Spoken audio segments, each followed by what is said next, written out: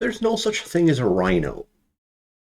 Now, some of you might be thinking I misspelled the word rhino in the title, but obviously a lot of you who are watching this would understand that the term RINO is Republican in name only, and I believe Democrats use the same. Uh, they have Dino or Dino, Democrat in name only. So the problem with Republican in name only is that infers that there's a certain uh, type of person with a worldview or philosophy that makes them Republican, and there are certain people in the Republican Party who hold philosophies that are not Republican, so they're the Republican in name only.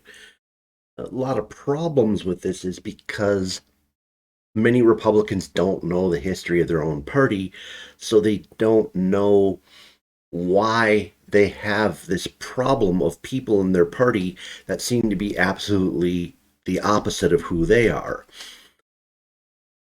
Also, there are many problems with philosophy in terms of the Republicans being able to figure out what it is they stand for. For instance, you could probably get a whole bunch of Republicans together to say limited government. Yeah, we all agree on that. But get them to all agree on one thing the government currently does that it should not, you're probably going to have a problem. And this comes down to the philosophy problem. So, first, getting down to the root word Republican and Democrat, uh, these were probably much more meaningful labels in the early part of the 1800s. Um, there was a physical Democrat Party that arose from the Democratic Republican Party. This Democratic Party had a lean towards the idea of increasing the share of democratic ideals within the system. And that's differentiating between a republic versus a democracy. Whereas there were elements at the time known as the National Republicans, which weren't truly a party as we understand it. It was more of a movement. And these were people who wanted to maintain the Republican institutions over Democratic ones. So, big first really major shakeup comes uh, in the wake once the Federalist Party had faded away. The Democratic Party actually ran several presidential cycles in a row with no real opposition party.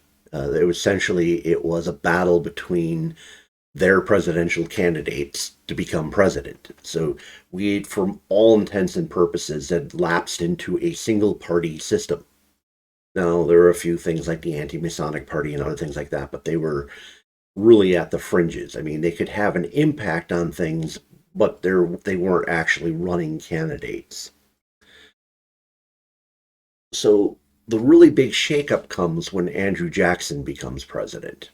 Very clearly a Democrat, and we could do many, many videos on Jackson himself and his viewpoints, but Jacksonian democracy altered the country in a very meaningful way. In Jackson's mind, he was battling Hamiltonian ideas. He believed acolytes of Hamilton had infiltrated the Democratic Party, were at large with the national Republicans out there, and he created a mini revolution. Not the violent type, but things were altered in a very meaningful way. So, the main thing Jackson aimed at was dismantling the central bank, which was a very Hamiltonian institution. Uh, Although we didn't have a true civil service as of this point, Jackson undermined what little civil service we had because the civil service was becoming entrenched, and he believed change could not occur with the civil service not being turned over in a meaningful way. Uh, Jackson sought to roll back the tariffs to be beneficial to the agricultural part of the society.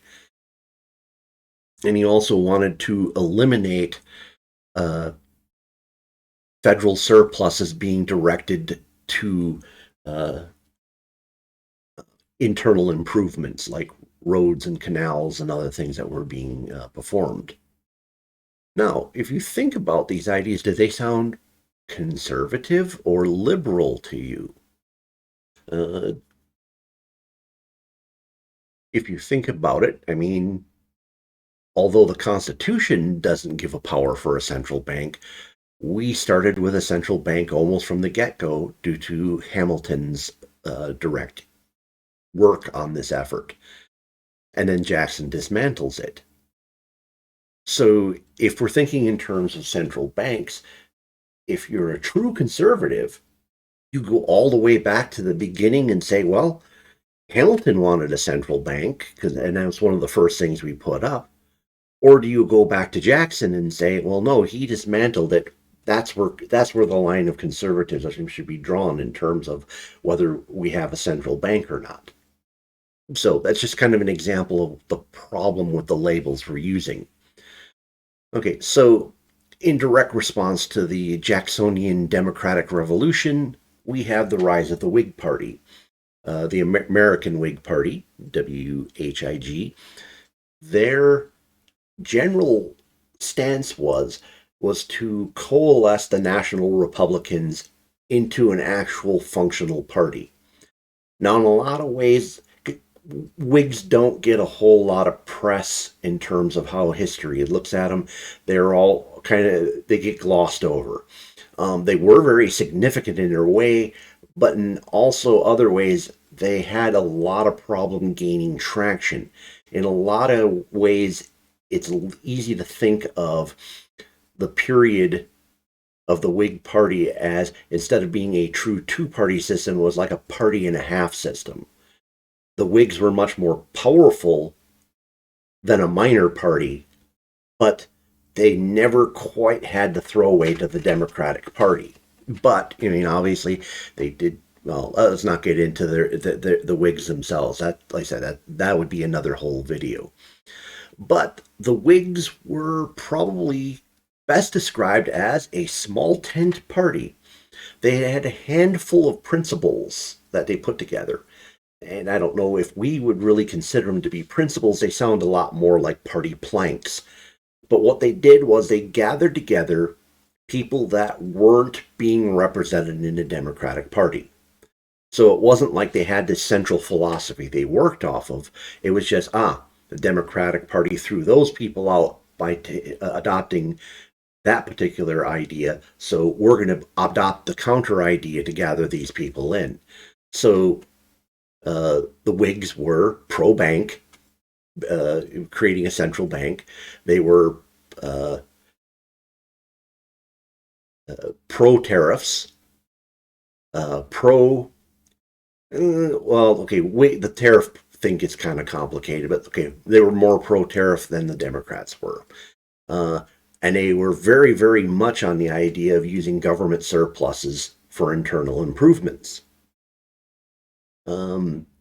Considering that they were trying to appeal to the farmers, they would be much more against tariffs than the Democrats were.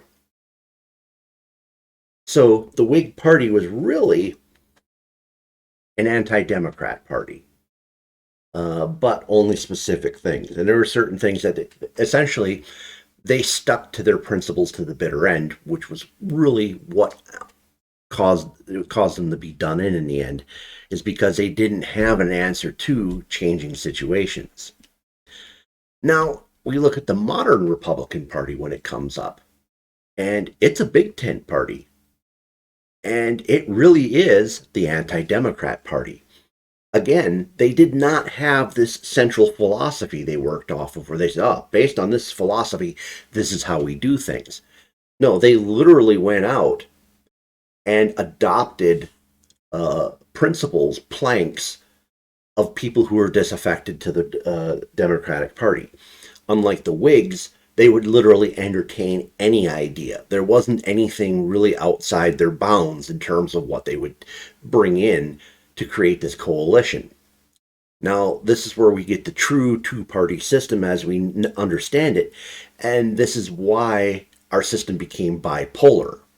Uh, I can describe it in other videos why our particular system spawned a two party system, but it was certainly not by design. In fact, I think if Madison saw how it worked today, he would probably be rewriting part of the Constitution. uh, he did not foresee this, but because the Republicans formed as a coalition party with no central philosophy, whose sole purpose was to put together all the anti democratic elements into one place, they created the bipolar system we have now.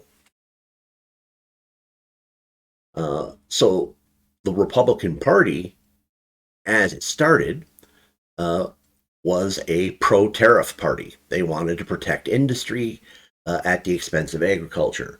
They were very big on government improvements, big friends of the railroad system. They wanted a central bank. They didn't get it. That was a hard fought fight for a long time. And one of their big things, although the total party wasn't trying to end slavery coming into the Civil War, but they had grabbed up a lot of elements of people who were radical anti-slavery. And if you would look at the center point of the party in terms of slavery, their belief was slavery would eventually die out over time, and their goal was to essentially prevent its expansion. But this was not; these are very much not conservative ideas at all. Okay, slavery was something that began at the beginning of the Republic. The function that the government and the party system all took up as their essentially it was the central factor of how almost everything ran at the federal level was the idea of compromise. And essentially what the compromises were about is how do we keep the slave states happy and keep the free states happy at the same time? How do we not go completely one way or the other and come up with a compromise? And so compromise was essentially how the entire republic performed from George Washington right up until the moment Lincoln walked into office. And even at that point, Lincoln was attempting to figure out compromises. However, very shortly thereafter, with the Civil War, the Republican Party would embrace uh, ending slavery, which is a good thing. I'm not saying it's bad, but the question is it conservative? In fact, it's not. It's radically liberal. You are liberating people. You are dramatically changing the status quo. The status quo was compromise. We've ended compromise outright, destroyed it, revolutionary in a way. So this party was not in any way conservative. It was not trying to conserve original institutions of the United States. It was attempting to change what the Democrats had been doing since they were the sole party running things, and since they were uh, mostly having their way when the Whigs were up against them. So ultimately, being a big tent party means no philosophy. Now, if you guys are familiar with the Libertarian Party has a central philosophy. And even with a central philosophy, the Libertarian Party ends up having disputes at certain levels. Whereas, what do we mean by this?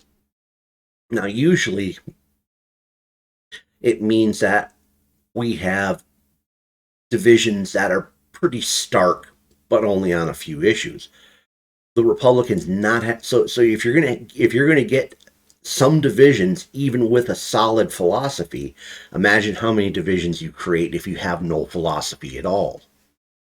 So now we have to talk a little bit about the progressive movement, and it might throw a longer video in on that. But the short of it is, progressives are the children of the abolitionists. Uh, these are people who grew up in love with the idea of what the abolitionists performed, and essentially the lesson they learned from the Civil War was that massive brute government force can be used to do good things as long as you have good people in charge. So generally, the progressive movement and modern progressives will argue against this because they don't know their history either. But essentially, progressives of that era spawned an idea that was around an idea of Americanism. It was not a constitutional form of Americanism. It was looking at the world as it was then, saying this American system is good. Not only is this American system good, it's the greatest thing ever, and eventually we want to see it exported all around the world. It was a belief that anything could be fixed with enough government force. If you could identify a problem, if you could figure out how to talk people into allowing government force to be directed at the problem could be fixed. Because that's the way that they saw how, okay, in their minds, liberalism failed because slavery didn't end on its own. Uh, Laissez faire didn't make slavery go away. In their minds, it was never going to go away, and the only thing that made it go away was the Civil War. And so, this idea of a war on this, a war on that, a war on this is all very much progressive in nature.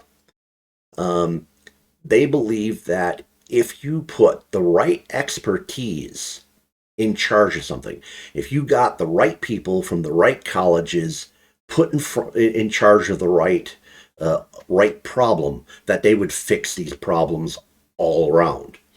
And so they believed in this idea of good, efficient government.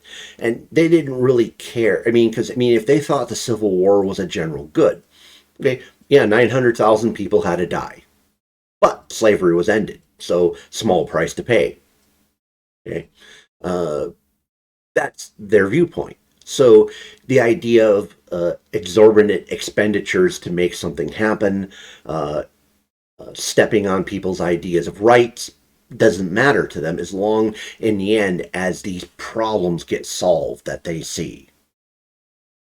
Now, what's kind of misunderstood is that because there's this the high watermark of progressivism is often seen as being the Wilson administration, and modern progressives try to pretend like, oh, and then yeah, you don't see much of progressives anymore, but that's kind of BS because essentially what happened was progressives captured uh, the American establishment. Progressivism infiltrated the colleges, infiltrated government virtually at all levels, and it exists in both parties.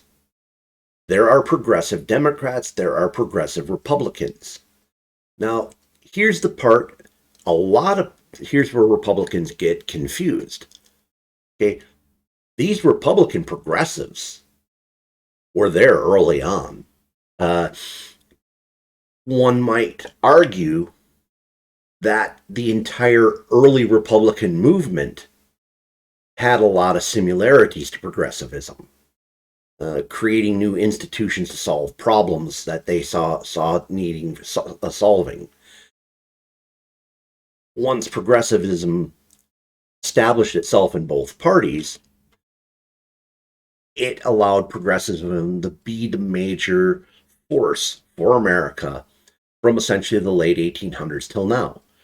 Teddy Roosevelt, was very, very much a progressive, and you'll have a hard time finding anyone arguing that he isn't.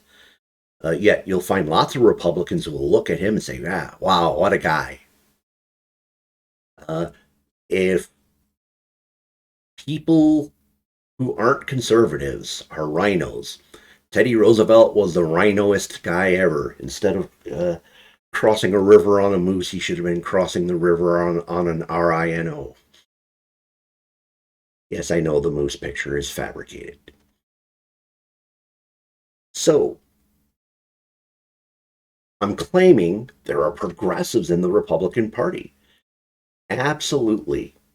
Okay, look back to what I was talking about in terms of progressivism, pro Americanism, government involvement at all levels, throwing expertise from the colleges to fix these problems, spreading the American system, not necessarily the constitutional system, but the system as it is now worldwide.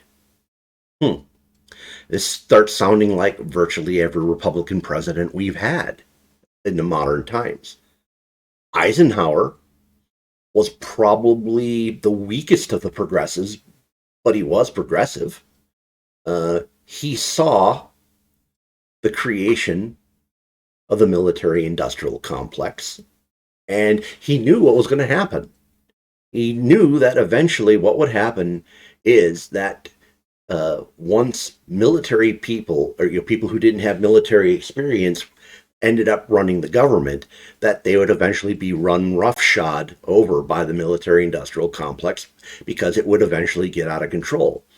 But he saw that entity as being a greater good in terms of keeping Americanism overseas established. Eisenhower very clearly believed in the order that had been created after World War II, one where the United States was everywhere, and where it wasn't, it should be strongly considering getting itself involved in. Eisenhower never for a moment looked at rolling back anything FDR did. It was all good. At best, he looked at slow rolling the increases in it. Okay, so what about Nixon? Uh,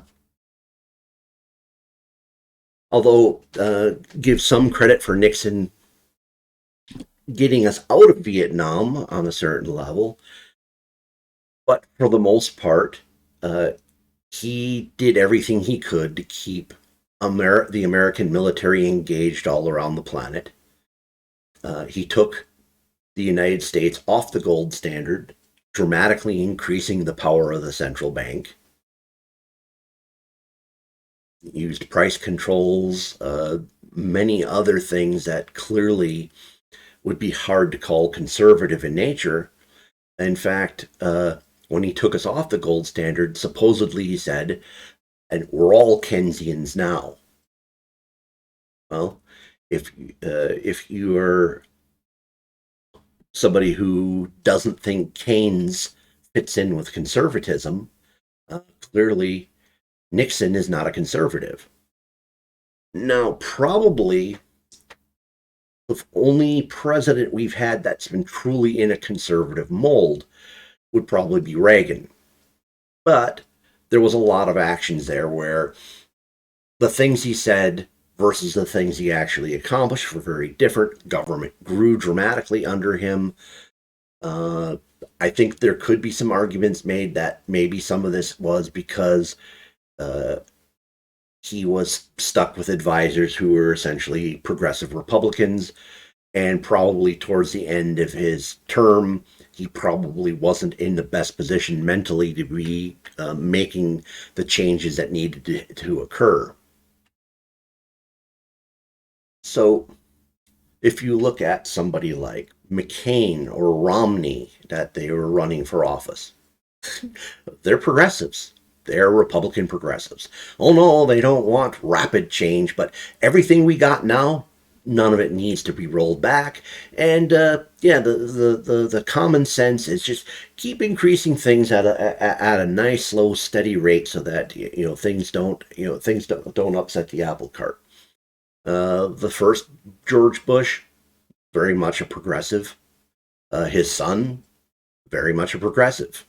I think Trump was kind of a mixed bag, because I don't think, whereas most of the other Republican presidents had were steeped in the idea of progressivism, so that became their central philosophy of doing things. I believe Trump had no philosophy at all, so he was kind of all over the place. In some cases, uh, bringing up conservative ideas, yet at the same other times, because he'd openly bring up things that were not conservative in nature. Um, you see a lot of whiplash events where he would say one thing and almost seem to be surprised by the reaction he got, and then later would kind of step back from it and go, "Oh, no, no, no, that's not what I meant at all." So the main thing comes down to is, okay, be a conservative means you're trying to conserve. What is it that you're trying to conserve? What is it that everyone can coalesce around? You can say, this is a goal of ours. So now, obviously, to a limited extent, conservatives can get around the idea of, well, the religious nature of America is something we can all get around. Yeah, okay, there can be some general agreement there. But the question comes is, how far do you take it? I mean, you're talking about uh, the Christian religion alone has several. If I remember the number correctly, it's somewhere in the neighborhood of 1,700 different distinct uh, denominations or sects. So, what elements do you embrace of religion at the threat or at the danger of leaving certain groups out? Um, how do we embrace Judeo-Christian ideals? What are ideas that both Jews and Christians can agree on? Uh, can the other Abrahamic religion, Islam, find a place under this banner of religion? So the problem is, and not to mention the fact that, you know if you are a particular sect of Christianity, it means you disagree with the other sects on something. You've got a distinct viewpoint that makes your sect different from everybody else's. So that means there are things you think the other groups are wrong on. Now, I think you can distill religion back to the most basic point, where you can say, okay, here's an area we understand, here's an area we agree. But okay, here's a perfect example. So if you would look at the Republican Party in about 1980, if you say, hey, gay marriage, what do we think? And the Republican Party and the Democratic Party, to be fair as well, would have gone, no, no, no, no, no, no, that's not it at all. But today we have, prominent gay Republicans. Dave Rubin comes to mind, who's married. And I think overwhelmingly, most conservatives are willing to at least adopt a live and let live philosophy on gay marriage at that point. So, how does this conservatism in religion work? Does it only go back 10 years? Does it go back 20 years? Does it go back? Where does it come together and say, this is what we all believe, this is what we stand for? Okay, if we look at the government itself, what kind of institutions should the government be running? Okay, should the government look like it did when Reagan was running things? Well, if it did, then virtually every single institution we have now should still be in place because he got rid of nothing. Probably a lot of small, annoying things were added along the way, but so the government would look exactly the same if we conserved, if we were conserving the institutions of Reagan. Do we want to set up conservatism on a line that's before President Johnson, getting rid of his Great Society ideas? Is that enough? Does conservative roll back FDR? Do we get rid of his ideas? And I think there's a huge amount of problem where conservatives can't agree on those answers. Some of them, of course, are going to be being essentially not willing to say things that are going to cost them election. So there may be more Republicans who agree on the idea of getting rid of the great or some ideas of the Great Society, but it's like, yeah, but we can't really do that right now because it would be, dangerous to our party. So, it's something that's got to be, nipped away little by little by little, and it's something we definitely can't say in public. But if you can't, if you have a totally public view of what you're doing, and then a behind the scenes idea of what your philosophy is, how do you make that work?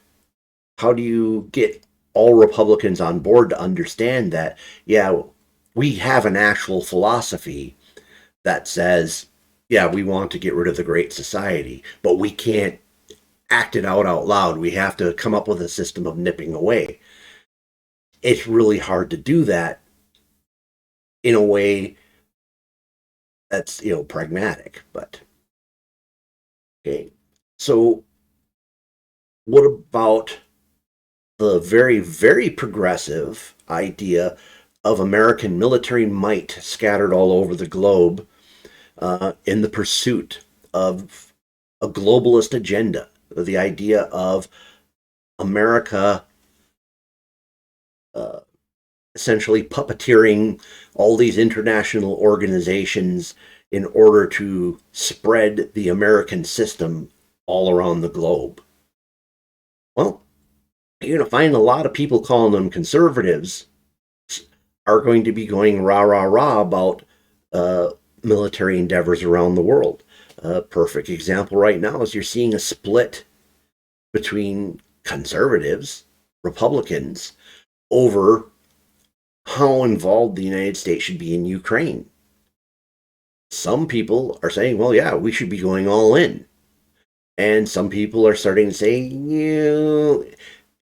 maybe it's seeming like a bottomless pit for our money. Do we really want to be going there? And then last point I want to bring up is uh, conservatives will say, oh, well, we all agree on the Constitution. Well, if the Constitution were upheld the way it's written and the way it's interpreted, um, virtually all the government agencies we have today would have a hard time existing. Certainly, we would have to roll back the Great Society and we'd have to roll back FDR's programs. So, but I think you'd have a hard time getting a lot of conservatives to get on board with that. You've, and understanding that you can't be a suicidal party at times, but Social Security clearly is not in any way constitutional. And you can't get a single Republican, or you can get only very few Republicans who are willing to admit that there should be at least even a long-term goal of eliminating Social Security. And very much so, the Constitution was meant to be a block against a standing army. We have a standing army. Okay, if you're a constitutional conservative, how do you justify the standing army when the language that's written there clearly doesn't back it up? So now I don't mean this to be like a big beatdown on the Republican Party or a beatdown on conservatism. I'm trying to point out the problems with it. Okay, yeah, you can sit there and say, "Oh well, we go based on these things that Edmund Burke said," and here's this laundry list of things that make us conservatives, like 14 some different points. And in all honesty, it's really hard to cobble that together to turn it into coherent policy. And that's the biggest problem conservatives and the Republican Party have. Uh, and ultimately, it's recognizing that they have been an instrument of the progressives for a long period of time. And part of uh, making conservatism work in the Republican Party is not worrying about RINOs, but it's worrying about progressives. Uh, and then it's trying to codify what it actually means to be a Republican rather than just saying, well, there's certain people who aren't and certain people who are, and we all just kind of know who they are and aren't. So, uh, what do you think? Do you think my criticisms have merit?